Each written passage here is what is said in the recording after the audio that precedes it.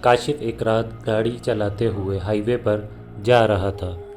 سرد رات، ویران سڑک اور FM ریڈیو پر خراش زدہ آوازیں۔ اچانک سامنے ایک چھوٹی بچی سڑک کے بیچوں بیچ کھڑی تھی۔ کاشف نے فوراً بریک لگائی، بچی کے قریب گیا۔ وہ سہمی ہوئی تھی، کپڑے پھٹے ہوئے اور ہاتھ میں ایک ٹوٹی ہوئی گڑیا تھی۔ بیٹا کہاں جا رہی ہو؟ وہ بولی نہیں، بس ایک اشارہ کیا، مجھے گھر چھوڑ دیں۔ کاشف نے اسے گاڑی میں بٹھا لیا۔ راستے میں وہ خاموش بیٹھی رہی، صرف ایک ہی جملہ بولتی، امی انتظار کر رہی ہیں۔ کاشف کو کچھ عجیب لگا، لیکن اسے لگا شاید بچی ڈری ہوئی ہے۔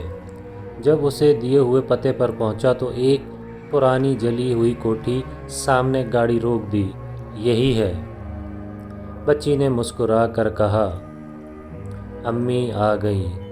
کاشف نے پیچھے دیکھا، گاڑی میں کوئی نہیں تھا۔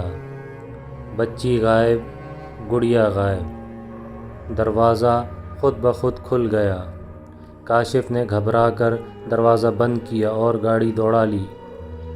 اگلے دن اس نے مقامی لوگوں سے سنا، 5 سال پہلے یہاں ایک بچی اور اس کی ماں اس کوٹھی میں آگ لگنے سے جل کر مر گئی تھی۔